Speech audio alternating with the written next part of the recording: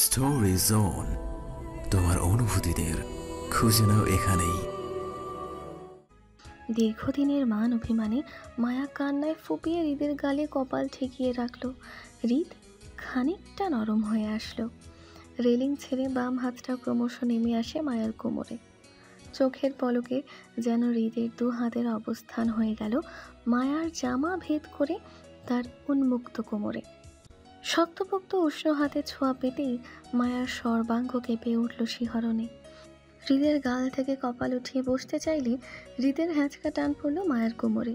মুহূর্তে মিশে গেল দুজন। মায়ার ঠোঁট গেল হৃদের গালে। তখনই শোনা গেল হৃদের মোহাচ্ছন্ন কণ্ঠ মায়াকে আদেশ স্বরূপ বলল, ওয়ান্স মোর। মায়া কেঁপে উঠল, শিহরিত হলো রঞ্চে রঞ্চে। হৃদের কথায় মায়ার লজ্জা পাওয়ার কথা ছিল, অথচ তেমন কিছুই হলো না। বরং দুজনের মান অভিমান ইতি ঘটাতে চেয়ে হৃদের কথায় তাল মিলালো। হৃদের গলা জড়িয়ে পুনরায় শব্দ করে চুমু খেলো হৃদের এই গাল থেকে ওই গাল, দুই গালে। মায়া থেমে যেতে চাইলে হৃদ পুনরায় একইভাবে বলল, Again? হৃদের কথা অনুযায়ী মায়ার একই কাজ পুনরায় করলো। আবারও থেমে যেতে চাইলে একইভাবে হৃদ আবারও আদেশ করলো। Again? বারবার হৃদকে এগেইন অ্যান্ড এগেইন বলতে দেখে এবার আর মায়া থামল না, বরং নিজের ইচ্ছেতে হৃদের পুরো মুখে ঠোঁট বোলালো পরপর। মায়ার সান্নিধ্য পেয়ে হৃদ নিজেও খেয়ে হারালো। মায়ার কোমর টেনে ঘনিষ্ঠ হতে চাইলে মস্তিষ্ক তরাক করে জ্বলে উঠল আশেপাশের অবস্থান দেখে। এই মুহূর্তে দুজন সিঁড়িতে বসে, যে কোনো সময় উপর থেকে কেউ নিচে নামতে পারে, আবার বাহির থেকেও কেউ ভেতরে প্রবেশ করতে পারে। এমন না দুজন অবৈধ বা লোক সমাজে ভয় হৃদের আছে, কারো ভয় হৃদের নেই, কিন্তু তার বউ তার টু পার্সোনাল অংশ। আর জিৎ তার পার্সোনাল কোনো কিছু পাবলিক করতে চায় না।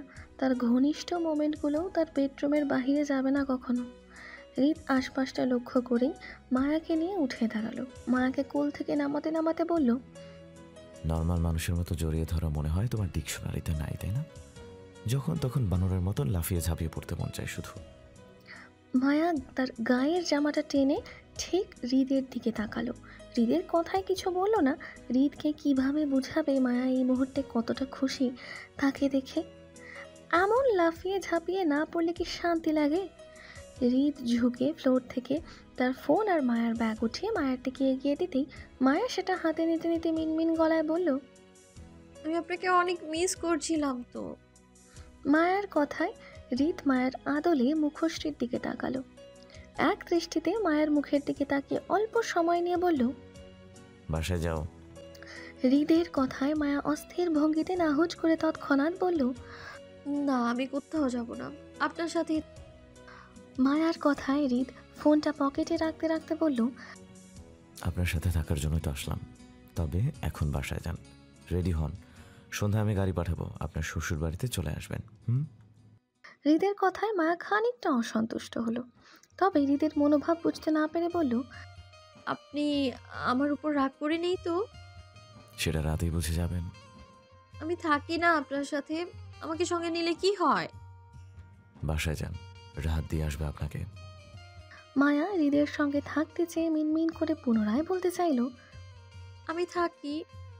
মায়ার কথা শেষ করতে না দিয়ে হৃদ গম্ভীর গলায় বলল, আউট।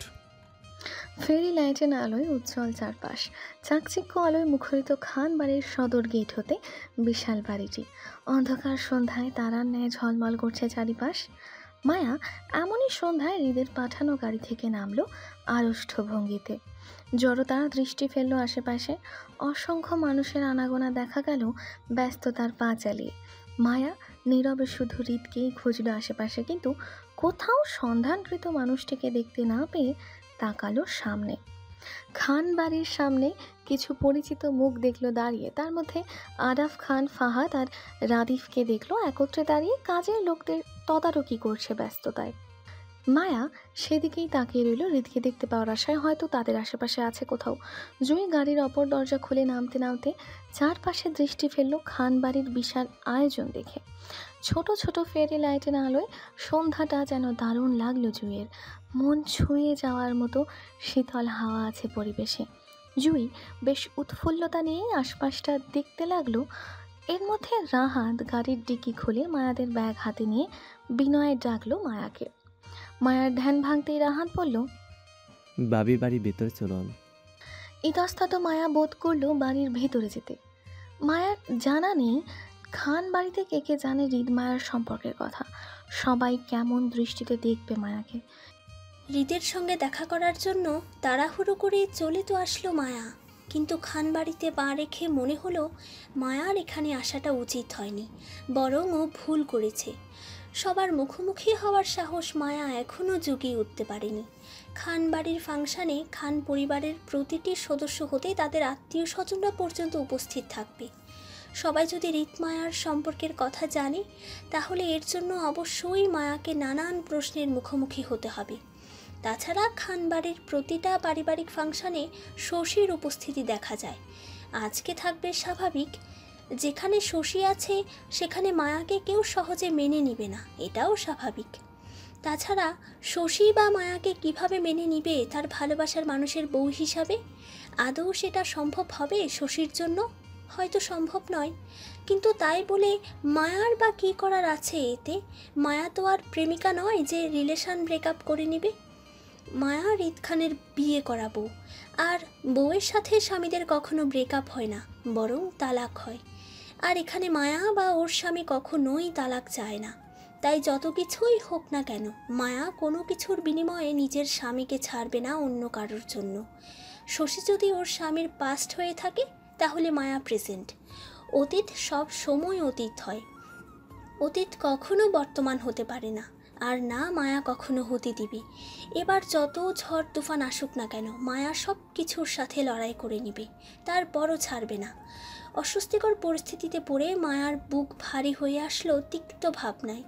হুট করেই মায়ার মনে হলো ওর সামনের পরিস্থিতি বেশ জটিল হতে যাচ্ছে। সব কিছু কেমন অন্ধকারে ঘেরা, একদিকে মায়ার পরিবার তো অন্যদিকে হৃদের পরিবার, সাথে বড় বোনের সংসারে অশান্তির কারণটাও মায়া হতে চলেছে।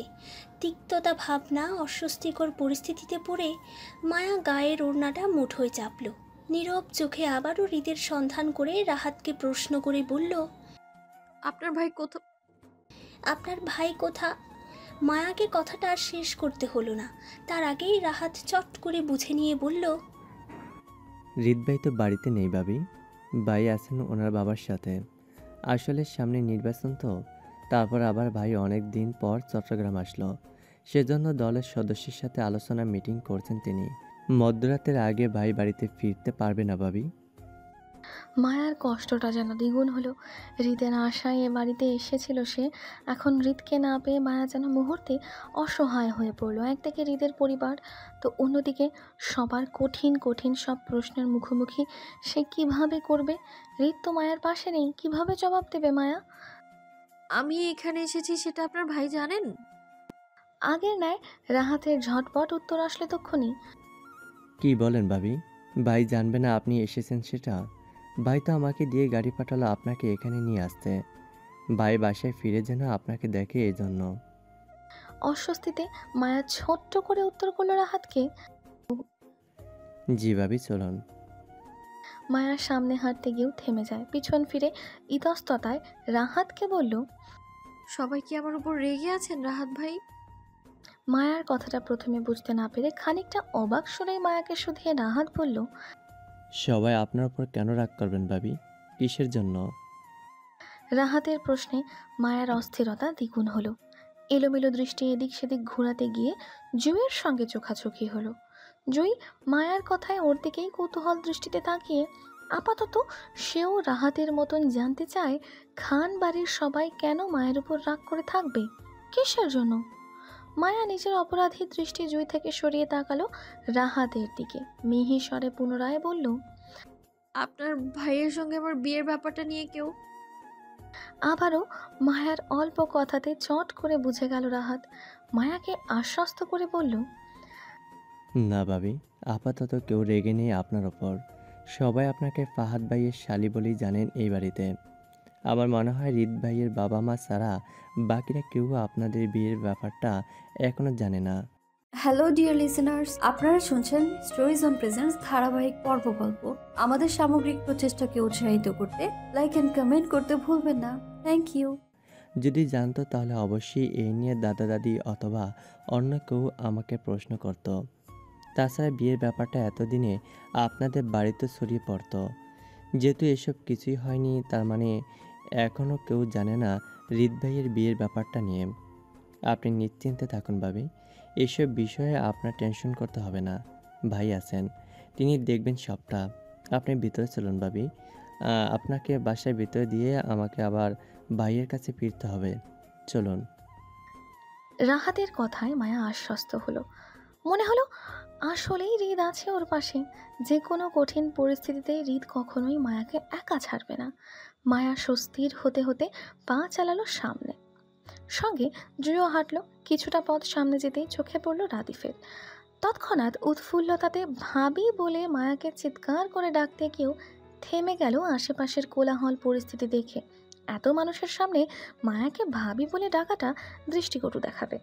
যেহেতু এখনও হৃদ পারিবারিকভাবে মায়াকে নিজের বউ বলে পরিচয় করায়নি, সেহেতু রাদিফের এই মুহূর্তে মায়াকে ভাবি ডাকাটা যুক্তিসঙ্গত দেখাবে না।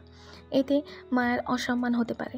আবার ভাবিকে বিয়াই বলে ডাকাটাও রাদিফের পছন্দ নয়। সেজন্য চুপ করে গিয়ে নিজের কাজে মন দিল। যেদিন সসম্মানে মায়াকে সবার সামনে ভাবি ডাকতে পারবে, সেদিন না হয় ভাবি ডাকবে। ততদিন না হয় সবার অগোচরেই ভাবি ডাকলো মায়াকে। তারপরও বড় ভাইয়ের বউকে অসম্মানজনক কিছুই ডাকবে না সে। রাদিফের সঙ্গে দাঁড়ানো ফাহাদ তার দুই শালিকে দেখতে পেয়ে হাসি মুখে এগিয়ে আসলো মায়া আর জুঁয়ের দিকে। বড় ভাইয়ের মতন স্নেহময় হাত বোলালো মায়া জুঁয়ের মাথায়। কুশলাদি বিনিময় করে রাহাত থেকে মায়াদের কাপড়ের ব্যাগটা নিতেই রাহাত তাড়াহুড়ো করে চলে গেল হৃদের উদ্দেশ্যে। ফাহাদ মায়াদের নিয়ে প্রথমেই গেল আরাফ খানের কাছে। তিনি মায়া জুঁইকে দেখতে পেয়ে উজ্জ্বল হাসতেই মায়ার সালাম দিয়ে বিনয় বলল, আসসালামু আলাইকুম দাদা ভাই, কেমন? মায়ার সালামের উত্তর দিতে দিতে বলল, আলহামদুলিল্লাহ ভালো নাতনি সাহেবা। তবে তুমি এতদিন নানাবাই আজকে দাদাবাই ডাকছো কেন? ব্যাপার কি? নানাবাই ডাকো সেটা না হয় ফাহাদের সম্পর্ক ধরে, কিন্তু দাদাবাই ডাকছো কার সম্পর্কে সূত্র ধরে বলো তো শুনি। আরাফ খানের কথার যুক্তিতে মায়া চুপসে গেল। তার হৃদের সম্পর্ক ধরে আরাফ খানকে দাদা ভাই ডেকেছে, সেটা চট করে বলতে পারল না মায়া। অসহায় মায়া ধরা পড়ে যাওয়ার ভয়ে রাদিফের দিকে তাকালো। রাদিফ মায়ার ভয়ের কারণ বুঝতে পেরে তৎক্ষণাৎ এগিয়ে আসলো। মায়ার কথার উত্তর দিয়ে আরাফ খানকে বলল, তিনি হচ্ছেন আমার ভাবির স্বামী, তার বউয়ের একমাত্র শ্বশুরের একমাত্র বাপ, তার একমাত্র বড় নাতির একমাত্র বউ হিসেবে তোমাকে দাদাভাই ডেকেছে, তাই মায়া। রাদিফের সম্পর্কের মারপ্যাঁচ আরাফ খানের মাথায় ঢুকলো না, আর না ঢুকলো মায়ার মাথায়। তারপরও রাদিফের কথায় মায়া কেমন বোকার মতন মাথা কাত করে সম্মতি দিল। চতুর আরাফ খান কেমন বোকার মতন হিসাব মিলাতে বসলো। আসলে রাদিফ ওনাকে কোন সম্পর্কের মারপ্যাঁচ বুঝালো এখন। ফাহাদ যখন একইভাবে হাসছিল, তখন রাদিফ তাড়া দিয়ে বলল, ফাহাদ ভাই, তুমি ওনাদের বাসার ভেতরে নিয়ে যাও, এদিকটায় পুরুষ মানুষ বেশি। ফাহাদ মায়াদের নিয়ে চলে যেতে চাইলে জুঁইয়ের সঙ্গে রাদিফের চোখাচোখি হয়। সৌজন্য খাতিরে জুঁই নিজেই আগ বাড়িয়ে রাদিফকে কুশলাদি করে। কেমন আছে জানতে চাইলে রাদিফ হাসি মুখে উত্তর দেয়। দুজনের মধ্যে অল্প কুশলাদি বিনিময়ে জুঁই যখন রাদিফকে ক্রস করে সামনে যেতে চাইল, তখনই চোখে পড়ল অল্প দূরত্বে দাঁড়িয়ে থাকা আয়নকে। চমকে ওঠার মতন জুঁই পিছনে তাকালো, দেখল রাদিফ তখনও জুঁইয়ের দিকে হাসি মুখে তাকিয়ে। জুঁইয়ের তাকানোতে রাদিফ মজা করে বলল, বিয়ান, এতবার পিছনে ঘুরে তাকালে ঘাড় বেঁকে যাবে তো আপনার। আপনি বরং ভেতরে যান, আমি হাতের কাজটা শেষ করেই আপনার কাছে আসছি, তখন না হয় আবার দেখলেন আমাকে। রাদিফের অল্প দুষ্টামিতে কেন জানি জুঁইয়ের খুব কষ্ট হলো। ঘাট ঘুরিয়ে তৎক্ষণাৎ তাকালো সামনে দাঁড়িয়ে থাকা আয়নের দিকে। নিশ্চয়ই রাদিফের কথাবার্তা সে শুনছে সব, অথচ এমনভাবে দাঁড়িয়ে আছে যেন আয়ন কিছুই শুনছে না। আর যদি শুনেও থাকে তাহলে আয়নের রাদিফ বা জুইকে নিয়ে কোনো কিছুই যায় আসে না। জুই আর পিছনে তাকালো না, বরং আয়নকে দেখতে দেখতে সামনে এগোলো। কেন জানি আয়নের জুইকে ইগনোর করাটা খুব দহনে পড়ছে জুই।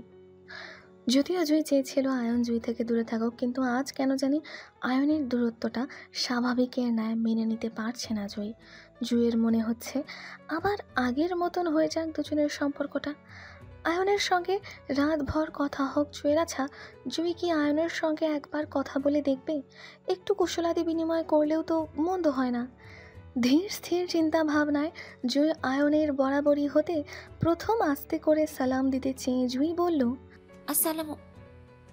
জুইয়ের সালামটা শেষ করার আগে আয়ন জুইকে অদেখা করে পাশ কাটিয়ে চলে গেল অন্যদিকে। উচ্ছ্বাস, জুই স্তব্ধ, হতবুদ্ধি হয়ে দাঁড়িয়ে গেল আয়নের চলে যাওয়ার দিকে তাকিয়ে। জুইয়ের বুঝতে দেরি হলো না আয়ন ওকে সরাসরি ইগনোর করছে। অকারণে জুইয়ের কান্না আসলো। মূল্যবান কোনো কিছু হারিয়ে ফেলার ভয়ে তিক্ত দহনে পুড়ল। ভেতরকার হাহাকার কষ্ট চেপে মায়াতের পিছন পিছন হাঁটতে লাগলে আরাফ খান রাদিফের হাত টেনে নিজের দিকে ফেরাতে ফেরাতে বলল, আমি তো বলিনি সম্পর্কে আমার কি হলো রাডিট। তুমি ভাবো তোমার কি হলো, সম্পর্কটা তো তোমার, তাই না? আরাফ খান বোকার মতন বলল। একটু সাহস করে বল তো রাডিট। আরাফ খানকে খোঁচা মারার মতন করে রাদিফ বলল, তুমি না ইন্টেলিজেন্স মানুষ, সামান্য একটা সম্পর্কের হিসাব মেলাতে পারছো না তুমি? দাদি কি দেখে তোমার সাথে এত বছর ঠেকে গেল আল্লাহ জানে। রাদিফের কথায় ক্ষেপে গেল আরাফ খান। ওনার বউকে নিয়ে খোঁচা মারার গায়ে লেগেছে যেন। তুই আমার বউকে টানছিস কেন? তাহলে তুমি কেন বারবার আমার ভাবির স্বামীর বউয়ের শ্বশুরের বাপের ছেলের বউকে টানছো বলো? এই প্রথম আরাফ খান মনে হয় কারো কথা চুপ করে গেল। মূলত তিনি চুপ করে যাননি, বরং রাদিফের বলার সম্পর্কে হিসাব মেলাতে ব্যস্ত হলো। এই ফাঁকে রাদিফও স্থান ত্যাগ করলে, নয়তো বলা যায় কখন আবার আরাফ খান চেপে ধরে সম্পর্কে মারপ্যাচ মেলাতে পেরে। হ্যালো ডিয়ার লিসেনার্স, আপনারা শুনছেন স্টোরিজ অন প্রেজেন্স ধারাবাহিক পর্ব গল্প। আমাদের সামগ্রিক প্রচেষ্টাকে উৎসাহিত করতে লাইক এন্ড কমেন্ট করতে ভুলবেন না। Thank you.